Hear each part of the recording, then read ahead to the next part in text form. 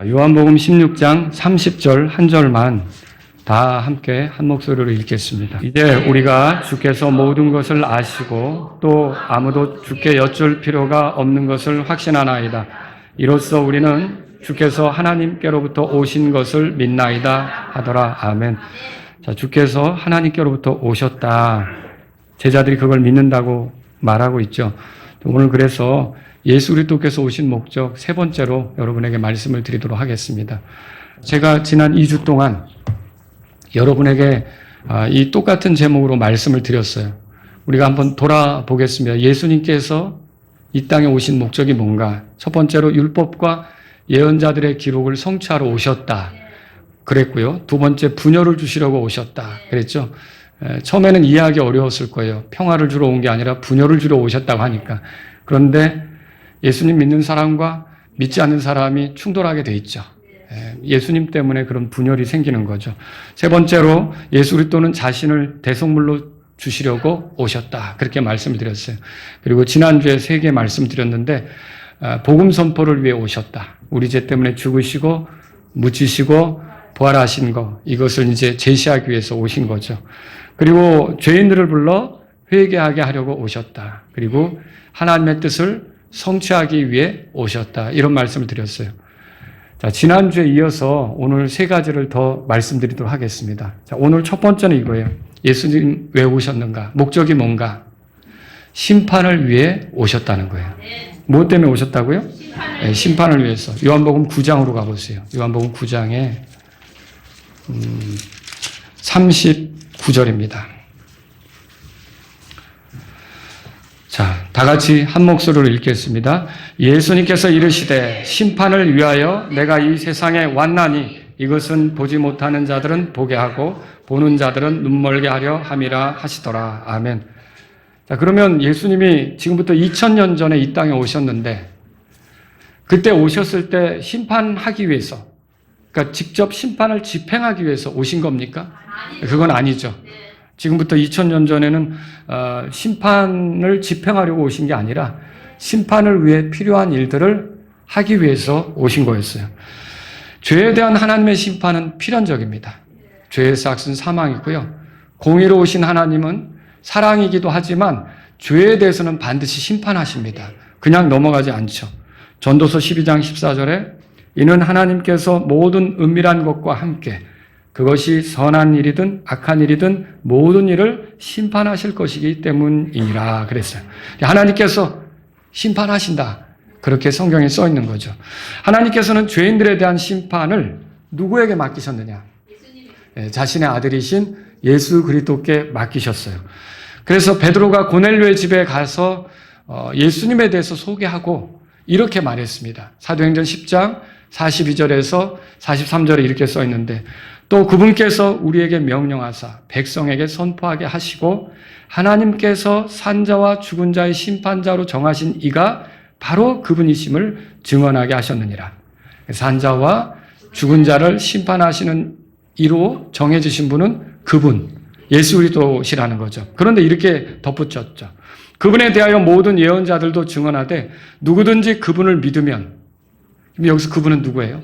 예수님이죠. 예수님을 믿으면 그분의 이름을 통하여 죄들의 사면을 받으리라 하였느니라 하더라.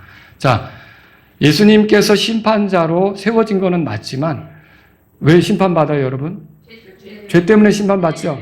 그런데 심판을 집행하시기 전에 이 예수님께서 하신 일은 뭐냐면 우리를 위해 이 땅에 오셔서 나무에 달리셨죠. 십자가에서 죽으신 거죠. 그분에게 죄가 있어서 그 고통을 당한 겁니까? 그건 아니었죠. 그분에겐 죄가 없어요. 그러면 무엇 때문에 그 죄인들이 당하는 십자가 형틀에 달려 있었습니까? 우리 죄 때문에 그렇게 하셨단 말이죠.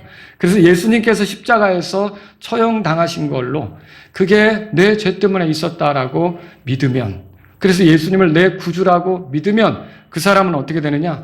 죄들의 사면을 받는다, 이렇게 말씀하고 있습니다. 자, 그러면 죄들의 사면을 받은 사람은 이 다음에 심판을 받을까요? 받진 않죠. 여러분, 누구든지 예수 그리스도를 자기를 위한 구주로 믿으면, 구원자로 믿으면 그는 멸망하지 않고 심판당하지 않고, 왜냐? 그 사람을 대신해서 예수님이 심판당했기 때문에 그렇습니다. 그래서 심판 대신 하나님과 화해하게 되고 하나님께 받아들여지고 하나님과 영혼을 보내게 된다는 걸 우리가 알 수 있는 거죠. 자, 하나님께서는 예수님을 심판자로 세우시기 전에 먼저 구원자로 세우셨습니다. 지금부터 2000년 전에 이 땅에 오신 것은 구원자로서 오신 거죠. 그래서 십자가로 나아가신 일, 또 채찍 맞고 찢기시고 피 흘리시고 못 박히시고 창으로 찔리시고 죽임당하신 일, 이게 다 우리 구원을 위해 필요한 일이었다라고 하는 거죠. 그러니까 예수님은 죄인들이 심판받기 전에 먼저 그들이 건져질 수 있는 길을 마련하신 거죠. 구원될 수 있는 길을 마련한 거예요. 그래서 누구든지 이 예수님이 내 죄 때문에 심판받았다고 믿는 사람은 그 사람을 향한 하나님의 심판이 없습니다. 하나님께서는 그 사람에 대해 심판할 계획이셨지만 예수님이 그 사람 대신 심판받았다고 한다면 예수님이 당하신 심판을 이제 그 사람을 위해서 예수님이 당했기 때문에 이제 그 사람에 대해서는 심판할 게 없다라고 여겨주는 거죠. 예를 들면 이런 거죠. 어떤 남자가 3천만 원의 벌금을 내야 했어요. 근데 갚을 능력이 안 되는 거예요. 벌금을 낼 능력이 안 되는 거죠. 그래서 이 사람이 붙잡혀 갔어요. 그래서 구류를 살아야 돼요. 하루에 얼마씩 까면서 그 수감 생활을 해야 되는 거죠. 갇혀 지내야 되는 거죠. 요즘엔 하루에 얼마씩 이렇게 해결하는지 모르겠어요. 예전엔 5만 원 이랬는데 지금은 뭐 한 10만 원 이렇게 됐을 수도 있습니다. 하루에 그렇게 그 구류를 살면서 그 벌금을 해결해야 되겠죠. 그러면 3천만 원이라면 꽤 오랜 시간을 보내야 되겠죠. 근데 만일 조카가 있어요. 그 조카가 와서 그 벌금을 대신 내줬어요.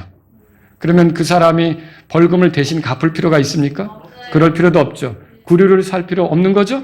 그러면 그 벌금을 또 자기가 갚을 필요도 없는 거고 구류를 살 필요도 없는 거고 온전히 벗어나서 자유롭게 살아갈 수 있는 거잖아요.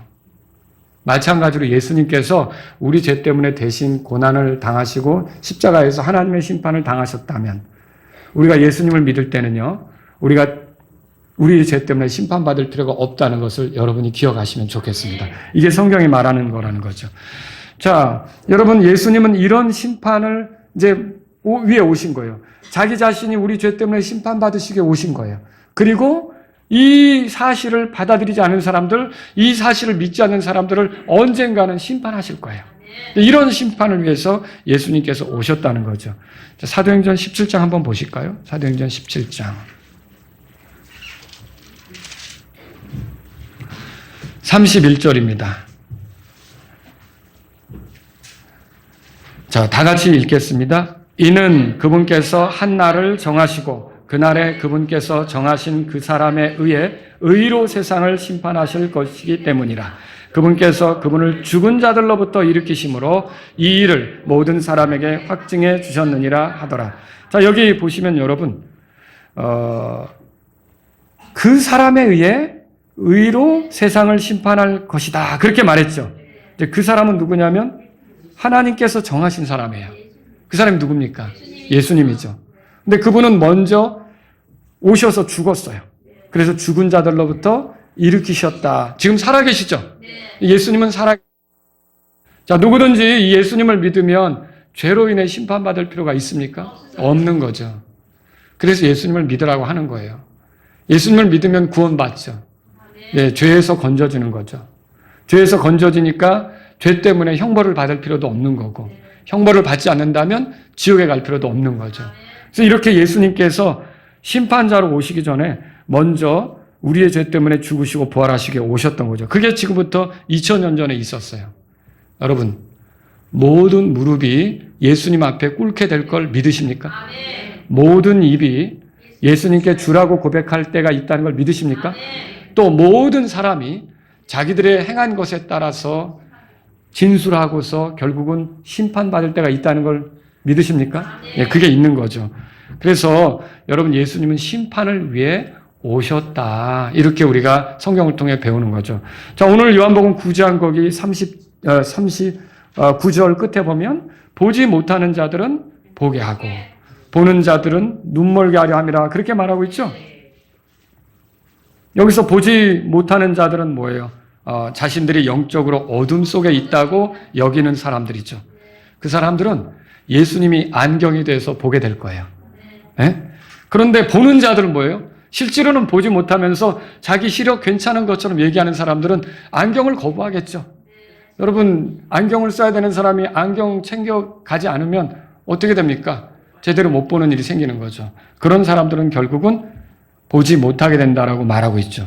그래서 40절에 보면 바리새인들 중에 몇 사람이 우리도 눈 멀었나이까 이렇게 묻죠. 그러니까 예수님께서 41절 이렇게 말씀하시는데 다 같이 읽어보겠습니다. 예수님께서 그들에게 이르시되 만일 너희가 눈 멀었다면 너희에게 죄가 없으려니와 지금 너희가 이르되 우리가 보고 있다 하니 그러므로 너희 죄가 남아 있느니라 하시더라. 아멘. 자, 그래서 여러분 차라리 정직하게 내가 어둠 속에 있다, 죄 가운데 있다, 죄인이다 이렇게 인정하면 예수님을 통해 도움을 받을 수가 있는데 교회 좀 다닌 걸로, 착한 일 좀 한 걸로, 뭔가 봉사한 걸로 나는 하나님하고 굉장히 가까운 것처럼, 친밀한 것처럼 이렇게 얘기하면서 예수님을 인정하지 않는다. 그럼 그 사람은 여전히 어둠 속에 있다는 거예요. 그 사람은 빛이 없는 거죠. 캄캄한 속에 있어서 빛의 자녀로 살 수가 없는 거죠. 그 사람은 하나님의 심판 대상이 될 수밖에 없는 거죠. 여러분, 여기서 우리가 깨달아야 될 게 이거예요. 예수님이 오신 거는 왜 오셨느냐? 심판을 위해 오셨다라고 하는 거죠. 그럼 여기서 중요한 문제가 있어요. 예수님이 심판을 위해 오셨다면 예수님의 오심을 존중하는 사람은 어떻게 살까요? 자신이 심판받아 마땅한 죄인이었으나 예수님이 대신 심판받으심으로 이 하나님의 심판이 내게서 이제 떠나갔다. 내가 심판받지 않는다. 이 사실로 인해서 여러분 자신을 위해 죽으시고 부활하신 예수님을 귀하게 여긴다는 거죠. 그게 예수님의 오심을 존중하는 사람의 모습이다 이렇게 말할 수 있는 거죠. 두 번째로요. 예수님께서 왜 오셨느냐? 요한복음 10장 넘어가 보세요. 요한복음 10장 10절입니다. 다 같이 10절을 읽어보겠습니다. 읽습니다. 도둑이 오는 것은 다만 도둑질하고 죽이며 파멸시키려 하며 나는 양들이 생명을 얻게 하고 또 그것을 더욱 풍성히 얻게 하려고 왔노라. 자, 예수님이 왜 오셨느냐? 생명을 얻게 하고 그 생명이 더 풍성하게 되도록 오셨다. 지금 그 예수님이 오신 목적을 그렇게 말하고 있어요. 예수님이 생명을 준다는데 우리에게 생명이 본래 없습니까? 있죠. 근데 우리에게 있는 생명은 뭡니까? 육체의 생명이죠. 아버지로부터 물려받은 생명이죠. 육체의 아버지, 우리와 성씨가 같은 육체의 아버지가 우리에게 물려준 생명이죠. 이 생명은 아담으로부터 시작된 생명이죠. 그리고 아담의 본성을 드러내서 우리도 그렇게 살 수밖에 없는 그런 생명이에요. 그리고 결국 이 생명은 제한적이에요. 이 아버지로부터 물려받은 생명은 어때요? 오늘 아침에도 설교 시간에 말했지만 70년이고 잘하면 강건하면 80년이고요.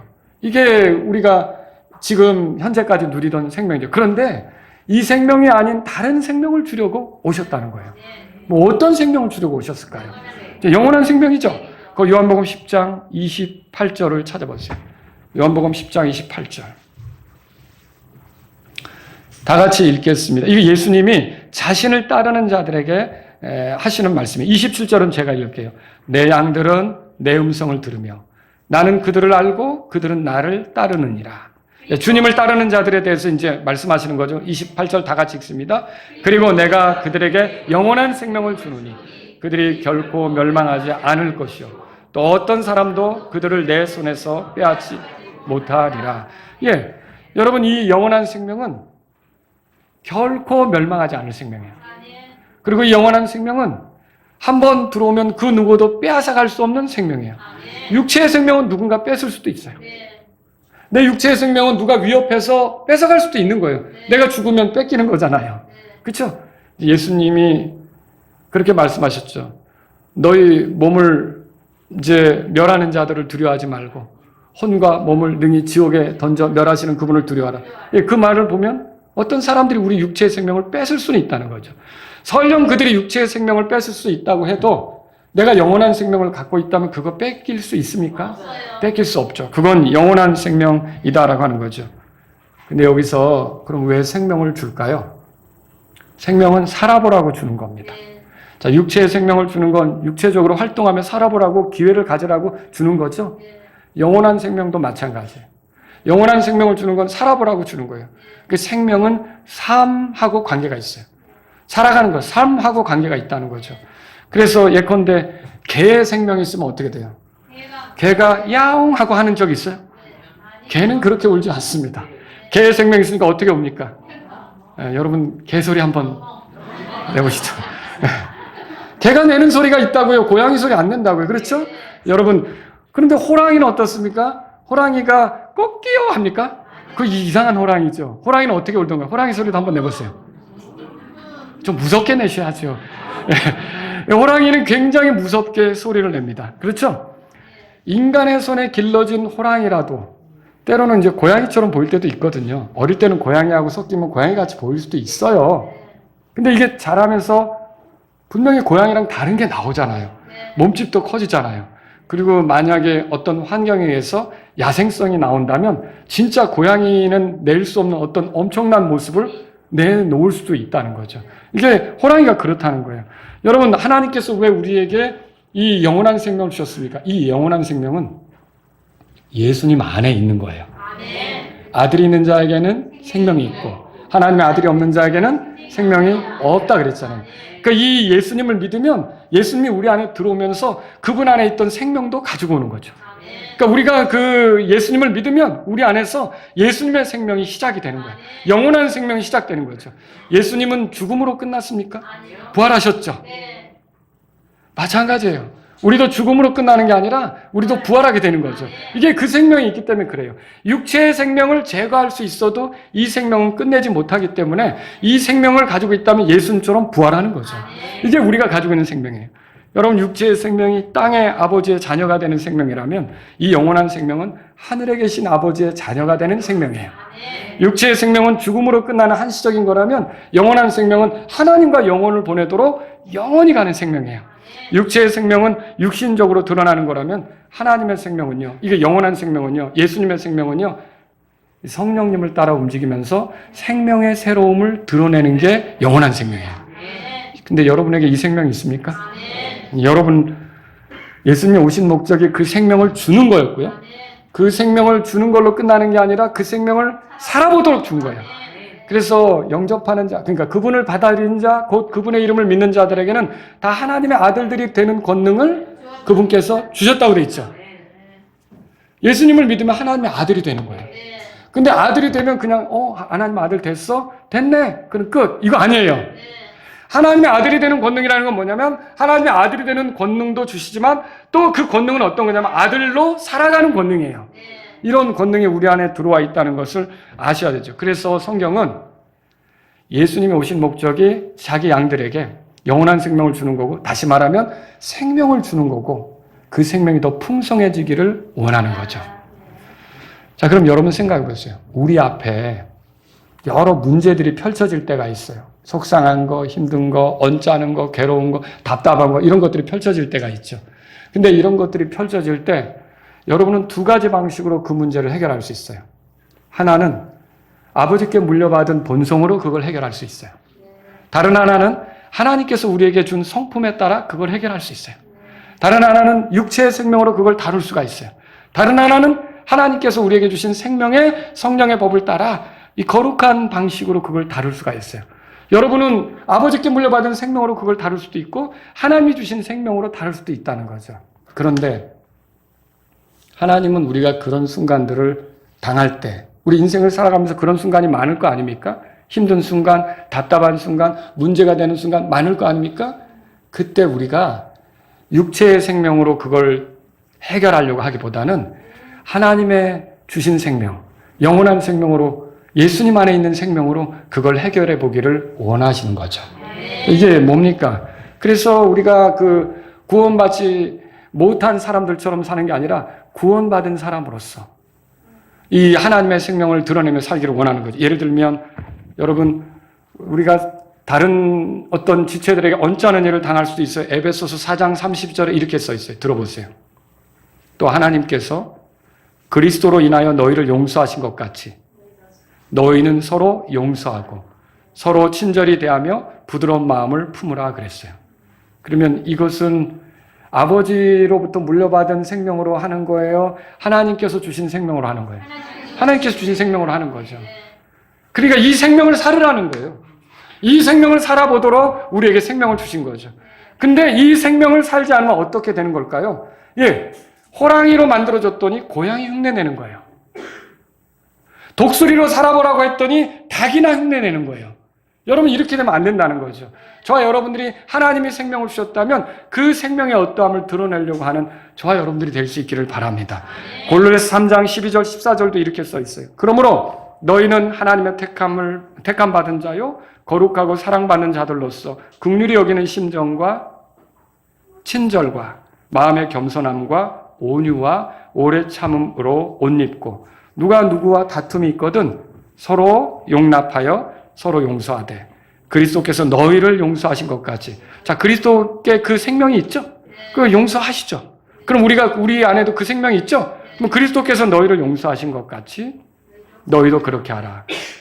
또 이 모든 것 위에 사랑을 입으라. 사랑은 완전함의 띠니라. 이렇게 돼 있죠.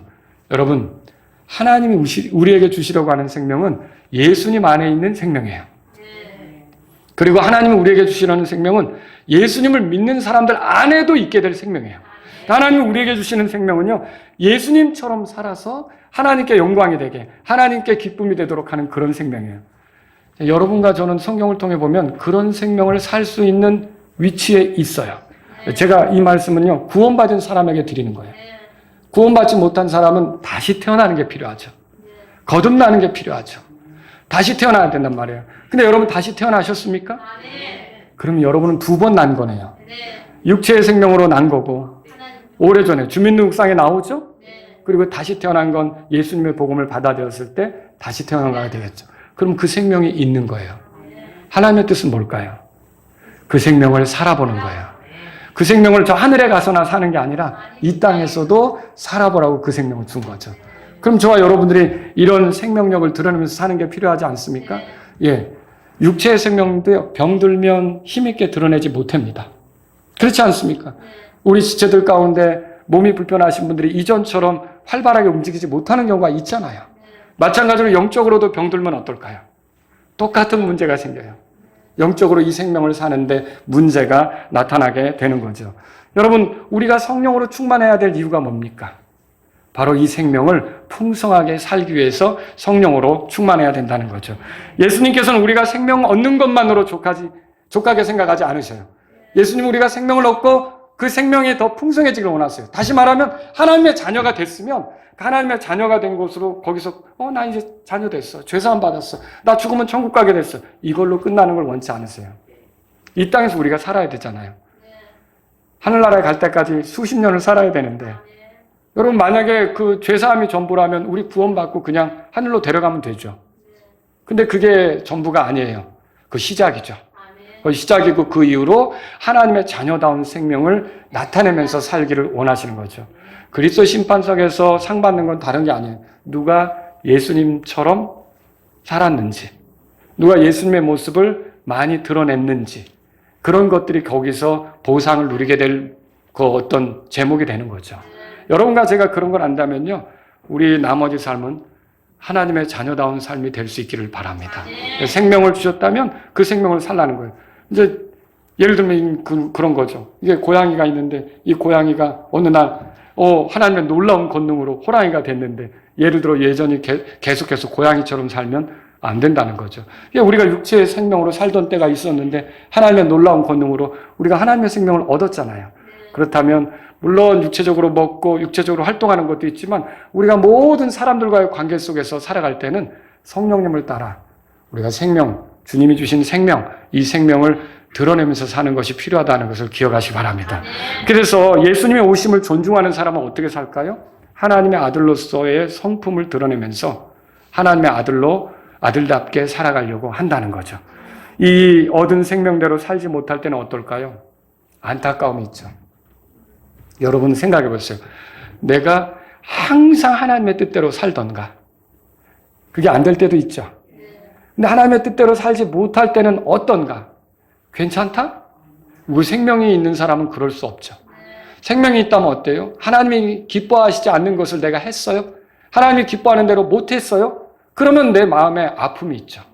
분명히 있어요. 그게 생명이 있어요. 있으니까 그렇다는 거죠. 그러면 그 생명이 있는 사람 어떻게 해야 될까요? 돌이켜야 되죠. 고집 부리고 가지 말아야 되죠. 회개하는 게 필요하다는 거예요. 그래서 여러분과 제가 정말 속상해야 될 건 뭐냐면 사람들의 나에게 어떻게 하느냐, 이게 속상한 게 아니라 내가 이 생명을 풍요롭게 드러내지 못하는 것에 대해서 속상해해야 된다는 거예요. 이것으로 인해서 가슴 아파야 되는 거예요. 이것으로 인해서 괴로워해야 되는 거예요. 이것으로 인해 금식도 해야 되는 거예요. 이것으로 인해 눈물을 흘리며 기도도 해야 되는 거죠. 내가 주님이 나의 그런 생명을 주셨는데 그 생명을 살지 못하다니 어떻게 이럴 수 있는가. 정말 주님 앞에서 여러분이 부르짖으면서 기도해야 된다는 것이죠. 여러분, 세 번째로 말씀드릴게요. 왜 오셨을까? 목적이 뭘까? 요한복음 18장으로 가보세요. 요한복음 18장.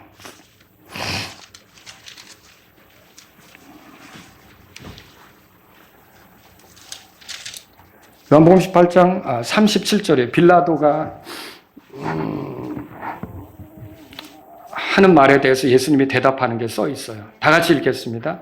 그러므로 빌라도가 그분께 이르되 그러면 내가 왕이냐 하니 예수님께서 응답하시되 내가 왕이라고 내가 말하는도다. 이런 목적으로 내가 태어났고 또 이런 이유로 내가 세상에 왔나니 이것은 내가 진리에 대하여 증언하려 함이니라. 진리에 속한 자마다 내 음성을 듣느니라 하시더라. 세 번째는 이거예요. 오늘 세 번째는 예수님이 무슨 목적으로 오셨냐? 진리를 증언하기 위해 오셨다는 거예요. 자, 그러면 여러분이 궁금하죠? 진리가 뭡니까? 진리가 뭐예요? 변하지 않는 거죠? 근데 진리가 뭐냐는 거예요. 성경을 통해 보면. 여러분, 예수님이 진리죠. 예수님이 뭐라고 말씀하셨어요? 예수님께서 이르시되 나는 길이요 진리요 생명이니 나로 말미암지 않고는 아무도 아버지께로 오지 못하느니라. 여러분, 예수님께로 가는 길이 바뀔 수 있습니까? 이제 시간이 흘러도 바뀌지 않는 거죠. 처음 사람이나 마지막 사람이나 다 예수님을 통해서 아버지께로 가는 거죠. 이제 결국 예수님의 공로로만 우리가 하나님과 가깝게 되는 거고요. 이게 예수님이 진리신 거죠. 예수님은 이런 진리를 증언하기 위해 오셨다면 예수님은 자신을 증언하기 위해서 오신 거죠. 자신을 드러내기 위해서 오신 거예요. 왜 이게 중요할까요? 예수님이 아니라면 다른 대안이 없어요. 예수님을 통해서만 죄인이 하나님과 화해돼요. 다른 대안이 있다면 예수님이 여기에 목숨 걸 필요는 없겠죠. 근데 다른 대안이 없어요. 우리 같은 죄인이 하나님과 영혼을 보내려면 길은 하나예요. 예수님밖에 없어요. 그 예수님이 그걸 증언하기 위해서 오신 거라는 거죠. 또 진리가 뭡니까? 아버지의 말씀이 진리죠. 요한복음 17장 그 앞에 보세요. 요한복음 17장. 17절에 이렇게 써 있어요. 다 같이 읽습니다. 아버지의 진리로 그들을 성별하여 주옵소서. 아버지의 말씀은 진리이니이다. 그렇죠? 여러분, 아버지의 말씀이 진리라고 그랬어요. 그러면 예수님께서 왜 오셨나? 목적이 뭔가? 아버지의 말씀을 가르쳐 주시고 그 말씀대로 우리가 살아가도록 하기 위해서 오신 거다라고 하는 거죠. 예수님은 또 이렇게 말씀하셨어요. 요한복음 14장 24절 그 앞에 몇 장이니까 가보죠. 요한복음 14장 24절. 다 같이 읽습니다. 나를 사랑하지 아니하는 자는 내 말들을 지키지 아니하나니 너희가 듣는 말은 내 말이 아니요 다만 나를 보내신 아버지의 말씀이니라 그랬어요. 여러분, 예수님이 왜 오셨냐면 아버지의 말씀을 주시고 우리가 그 말씀대로 살아가도록 하기 위해서 오신 거예요. 다시 말하면 우리가 아버지의 말씀에 순종하는 삶을 살도록 오신 거죠. 자, 여러분, 이 순종이 하나님을 기쁘게 하는 거 아시죠? 희생헌물보다 순종이 더 낫다고 하는 데도 있어요. 거역하는 거는 마술죄와 같다고 했고요. 여러분, 하나님이 기뻐하는 삶을 살도록 우리가 만들어진 거예요. 창조 목적이 뭐예요? 하나님을 기쁘게 하려고 존재하는 거죠. 그럼 뭐가 하나님을 기쁘게 하느냐는 거예요. 우리가 하나님을 믿고 그분을 믿은 대로 순종하는 거. 그 말씀대로 사는 거. 이걸 하나님께서 원하시는 거죠. 그래서 우리가 이런 삶을 살도록 주님이 오신 거예요. 그래서 예수님의 오심을 존중하는 사람마다 하나님 말씀에 관심을 갖는 거예요. 그리고 이 말씀대로 살려고 부지런히 묵상하고 살피는 거죠. 이게 예수님의 오심을 존중하는 사람의 모습이죠. 또 뭐가 진리입니까? 복음이 진리죠. 골로새 1장 5절에 들어보세요. 너희를 위하여 하늘에 쌓인 소망으로 인함이니 이것은 너희가 전에 복음의 진리의 말씀 안에서 들은 것이라 그랬어요. 그러니까 이 복음이 진리가 되는 거예요. 예수님은 이 복음을 위해서 우리 죄 때문에 죽으시고 묻히셨다가 또 성경 기록대로 셋째 날에 부활하신 것이죠. 자, 이렇게 여러분 진리를 우리에게 주시기 위해 예수님이 오신 거예요. 우리가 그 예수님의 죽음, 묻힘, 부활을 통해 살아나도록 하기 위해서 오신 거죠. 여러분 진리를 알 때 자유롭게 되는 거 아시죠? 요한복음 8장 32절에 또 너희가 진리를 알리니 진리가 너희를 자유롭게 하리라 하시더라. 죄로부터, 사탄의 권세로부터, 그리고 사망으로부터 우리가 어떻게 자유롭게 됩니까? 여러분 이거는 진리를 우리가 받아들일 때, 진리가 우리와 함께 할 때, 우리가 진리와 더불어 살아갈 때 자유를 누리게 되는 거죠. 이런 삶을 위해서 예수님께서 오셨다는 것을 오늘 성경을 통해서 보시기 바랍니다. 자, 오늘 제가 세 가지로 말씀드렸어요. 예수님이 오신 목적이 뭐였어요? 첫 번째로 심판을 위해서 오셨다고 그랬죠. 두 번째로 생명을 주고 그 생명이 더 풍요롭게 되도록 오셨다. 그렇게 말씀드렸죠. 세 번째로요. 진리를 증언하기 위해 오셨다. 그렇게 말씀드렸어요. 그럼 여러분 우리가 예수님의 오심을 존중한다면 어떻게 살까요? 그거 말씀드리고 끝낼게요. 예수 그리스도께서 오심을 존중한다면 예수님이 나의 죄 때문에 심판당했잖아요. 그러면 내가 죄에 대해서 더 예민해져요. 죄를 가볍게 여기지 않습니다. 죄를 내가 짓는 것에 대해서 아무렇지도 않은 것처럼 그렇게 살지 않는다고요. 여러분, 한 여자가 어느 날 한강다리에 매달려 있다가 뛰어내렸어요. 자기의 삶에 대해서 비관했는지 속상한 일이 있는지 뛰어내렸어요. 근데 그걸 지나가던 운전사가 차를 세워서 그 여자를 구출하겠다고 같이 물에 뛰어들었어요. 그리고 결국 그 여자를 아주 기적적으로 구출해서 한 강변으로 이렇게 내준 거죠. 그런데 이 남자는 힘이 빠져서 온 체력이 소진돼서 결국 강물에 흘러가 버리고 말았어요. 나중에 이제 이 여자가 자기가 여기 어디지? 죽은 줄로 알았는데 의식이 돌아온 거죠. 119 구조대에 실려가가지고 결국은 병원에서 자기가 살아있다는 걸 깨닫게 된 거죠. 그런데 하루 이틀 이렇게 보내면서 죽지 않기를 다행이구나. 내가 살아있는 게 감사하구나. 무모한 짓을 했었구나. 이렇게 깨달아진 거예요. 근데 누군가 찾아와서 사실 당신을 살리기 위해서 누가 뛰어들어가지고 구조하다가 죽었다고 얘기했어요. 자, 그러면 여러분 들어보세요. 이 여자가 심심하면 다시 한강에 가서 이렇게 매달릴 건지 그 일을 할까요? 아니죠. 누군가 나를 살리기 위해서 그렇게 했다면 한강가에 가서 매달리는 일을 재차, 3차 이렇게 자꾸 시도하는 거는 그걸 자기가 구조된 걸 존중하는 거예요? 존중하지 않는 거예요? 존중하지 않는 거죠. 그분이 날 살렸다고, 그분이 목숨을 건져서 그렇게 내가 이렇게 산 목숨이라고, 와, 너무너무 귀하고 감사해서 그러면 어떨까요? 한강가에 가서 매달리는 일은 절대 없을 거라는 거예요. 이 말이 무슨 뜻이에요? 여러분, 나의 죄 때문에 예수님께서 십자가에서 찢기시고 피 흘리셔서 나를 죄에서 건지신 것이 귀하다면, 그것 때문에 예수님이 오신 것이 귀하다면 내가 죄를 짓는 일을 가볍게 생각할 수가 없다는 거죠. 또 죄를 짓고자 시도하거나 노력하거나 이렇게 할 수가 없다는 거죠. 그리고 죄를 짓는 내 삶을 보면 이게 내가 이런 꼴을 하기 위해서 내가 이렇게 구원받은 건가라고 가슴을 치면서 후회할 수밖에 없는 거죠. 그게 생명 있는 증거 아닙니까? 그래서 여러분이 예수님의 오심을 존중한다면 어떻게 살아야겠습니까? 죄를 멀리하는 삶을 살아야 됩니다. 하나님이 기뻐하지 않는 삶을 여러분이 내 삶 속에서 하나씩 치워내면서 살아야 된다는 것이죠. 여러분이 히브리서 12장에 보면 그런 말들을 읽었을 거예요. 우리의 믿음의 창시자와 완성자이신 예수님을 바라보자. 그렇게 돼 있죠? 그러면서 여러분 그 앞에는 뭐라고 나오냐면 우리가 모든 무거운 것과 너무 쉽게 우리를 얽어매는 죄를 우리가 떨쳐버리고 그렇게 사는 것이 예수님의 오심을 존중하는 삶이에요. 그리고 밑에 4절에서는 뭐라고 돼 있어요? 너희가 죄와 싸우되 아직 피 흘리기까지는 대항하지 아니하도다. 이 죄가 나를 흔들지 못하도록 내가 그때로 농락당하면 안 된다는 거죠. 여러분과 제가 예수님의 오심을 존중하면 더 거룩한 삶을 살고자 하셔야 된다는 거죠. 죄를 멀리하고.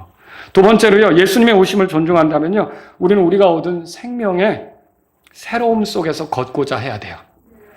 육신의 정욕대로 살기보다 성령님의 뜻대로 살고자 해야죠. 육신대로 걷지 않고 성령님을 따르려고 해야 되는 거예요. 내 본성에 속한 방식이 아니라, 여러분 그 베드로후서 1장에 보면 그런 게 있어요. 우리가 구원받았으면 어떤 사람들이냐? 하나님의 우리가 본성에 참여한 자들이 되는 거예요. 여러분 그거 읽을 수 있죠. 베드로서 1장 4절에 그것들에 의해 지극히 크고 보배로운 약속들이 우리에게 주어졌으니 이것은 너희가 정욕으로 인해 세상 안에 있는 부패를 피해. 우리가 이런 거 이제는 피하고 사는 사람들이에요. 이 약속들의 하나님의 성품에 참여하는 자들이 되게 하려 함이라. 여러분과 저는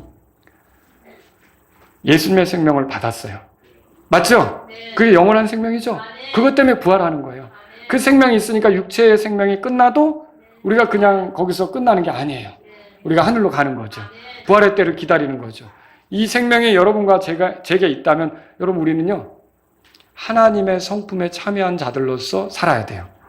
여러분에게 힘들게 하는 많은 문제가 닥칠 때, 어떤 갈등이 있을 때, 어떤 어려움이 있을 때 그걸 당장 아버지로부터 받은 본성대로 하기보다는 하나님께서 나에게 주신 성품으로 하려고 하는 저와 여러분들이 돼야 한다는 거죠.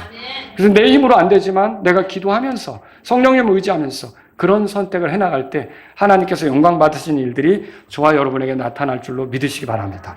하나님의 자녀답게, 빛의 자녀답게 그렇게 사는 것이 우리에게 있어야 우리가 구원받은 것을 통해 하나님을 기쁘게 하는 거죠.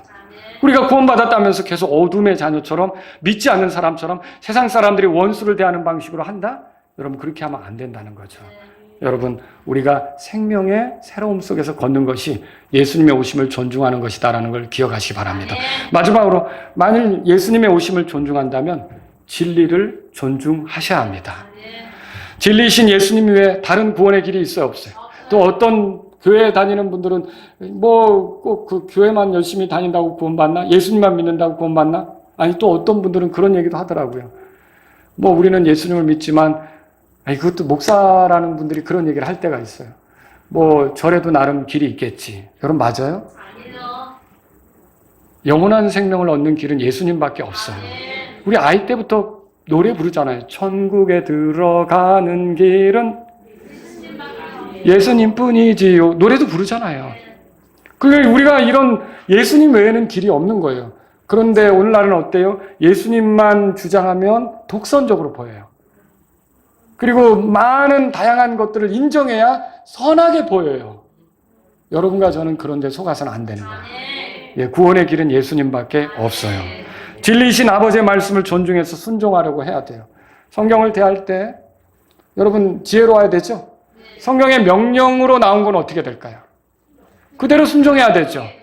그대로 순종해야 되죠. 그런데 명령이 아닌 또 원리로 보여주는 것도 있다고 했죠. 여러분이 그 원리를 따를 필요도 있는 거고요. 내 생각과 맞지 않을 수도 있죠. 여러분과 제가 어떻게 맞춰야 될까요? 예, 말씀에 우리 자신을 맞춰가는 게 필요한 거죠. 그래서 예수님은 내가 너에게 명령한 모든 것을 가르쳐 지키게 하라. 그렇게 말씀하신 거 아닙니까? 그래서 저와 여러분들은요, 이렇게 복음의 말씀도 존중하고 아버지의 말씀도 존중하고 예수님도 존중하는 그런 삶을 살아야 된다라고 하는 거죠. 마지막으로 한 구절 볼게요. 고린도 후서 13장입니다. 고린도 후서 13장. 그래서 저와 여러분들은 진리를 위해 살고자 해야 되죠. 진리는 시대가 흐른다고 바뀌는 게 아니에요. 예, 상황은 바뀌죠. 예, 삶의 문화도 바뀌어요. 여러분 그 양심도 바뀔 수 있다는 거 아세요? 사람의 양심도 바뀌어요. 양심이 얼마나 웃긴지 교육받은 정도에 따라 주변 사람들의 눈치에 따라 바뀌는 게 양심이에요. 이게 우리나라에서는 한 남자가 여러 여자를 거느리고 산다 그러면 덕스러워 보입니까? 안 되죠. 오직 한 남자가 한 여자를 사랑해야죠. 근데 이슬람에서는 어때요? 이슬람에서 네 여자까지는 데리고 살 수 있죠. 그리고 그게 능력이죠. 그게 뭐 그럼 여러분 그 문화는 그 양심은 그렇다고 해서 우리가 그걸 따를 수 있습니까? 예, 원래 하나님께서 많은 영이 있었지만 아담에게 여러 여자 데려다 줬어요? 예, 실수한 사람 있죠. 아브라함도 그렇고 이삭은 안 그랬어요. 이삭은 한 여자만 사랑했더라고요. 누구죠? 리브가. 근데 야곱은 또 네 여자랑 살았잖아요. 또 어떤 사람 그래요? 이 여자랑 저 여자랑 살면서 솔로몬 생각해 보라고. 나는 잽도 아니라고 그러는데 우리 솔로몬 따라갈 거예요, 여러분? 여러분 하나님께서는요 말라기서에 보면 많은 영이 있어도 한 여자를 보낸 것은요 오직 그 여자만 사랑하라는 거죠. 내가 어려서 취한 아내를 귀하게 여기라는 거죠. 양심이 바뀌고 사람의 문화가 바뀌고 생활 패턴이 바뀌어도 우리는 성경에서 보여진 원리대로 가는 거죠. 성경에서 가르쳐주는 것대로 가는 거죠. 이제 저와 여러분들이 이 나라가 또 뭐 간통법이 이제 폐지됐고 국가가 간통을 제재하지 않는다고 해서 여러분이 세상 사람들은 이제는 자기들이 원하면 얼마든지 만날 수가 있겠죠. 여러분 우리는 그리스도인인데 법이 그렇게 된다고 해서 우리가 법도 이제 우리를 처벌하지 않으니까 우리도 뭐 괜찮지 이겁니까? 아니에요. 아니죠. 저와 여러분들은요 하나님 말씀에서부터 배운 대로 걸어야 되는 거예요. 그게 주 예수님이 오신 것을 존중하는 사람의 모습이라는 거죠. 고린도후서 13장 거기 8절 보세요. 8절. 다 같이 읽겠습니다. 이는 우리가 진리를 대적하여 아무것도 할 수 없고 오직 진리를 위해서만 할 수 있기 때문이라. 아멘. 이것이 우리의 신앙 고백이 되기를 바랍니다. 다 같이 일어서시겠습니다. 오늘 이 말씀을 들으신 여러분 가운데 예수님이 이런 목적으로 오셨구나. 나는 예수님에 대해서 알기는 알아도 나의 죄 때문에 심판받은 것을 알지 못했는데 죄인인 나를 위해서 예수님이 심판받으셨다면 예수님을 나의 구주로 믿고 따라야겠다. 예수님이 나의 죄 때문에 처벌받고 고난당하기 위해서 오셨다면 내가 심판받을 죄인이지만 예수님이 나를 위해 그런 일을 해주신 것을 감사하면서 예수님을 의지해서 내가 돌이키는 삶, 하나님을 섬기는 삶으로 나아가야겠다. 이런 분이 있다면 기도하십시오. 하나님, 저는 지금까지 죄인으로 살았지만 예수님이 저의 죄 때문에 죽으시고 묻히시고 부활하신 것을 귀하게 여기며 구원받기를 원합니다. 오늘 다시 태어나서 새 생명으로 살기를 원합니다. 육체의 생명으로만 살아왔던 내가 하나님이 주신 생명으로 살아보기를 원합니다. 이렇게 기도하시기 바랍니다. 여러분에게 이미 영원한 생명이 있습니까? 여러분 그렇다면 우리가 어떻게 살아야 될까요? 하나님, 죄를 멀리하며 살기 원합니다. 주님이 죄 때문에, 내 죄 때문에 고난당하셨는데 내가 어떻게 죄를 가까이 할 수 있습니까? 내 삶에서 나를 얽어매는 죄를 떨어버리기를 원합니다. 여러분 누가 그렇게 기도하시겠습니까? 이 자리에서. 또 여러분 가운데 내게 생명을 주셨는데 이 영원한 생명을 드러내지 못하고 구원받기 전에 그 생명으로만 계속 살아가려고 하고 있습니다. 오 주여, 내가 이 시간 하나님이 나에게 주신 생명으로 살아서 하나님께 영광이 되고 기쁨이 되기를 원한다. 누가 이렇게 기도하시겠습니까?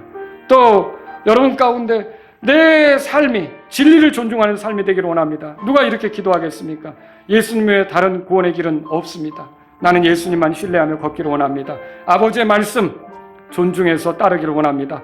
복음의 말씀 내가 존중해서 모든 사람들에게 전하기를 원합니다. 여러분 이런 분이 있다면 오늘 말씀을 생각하면서 여러분이 하나님께 요청하시기 바랍니다.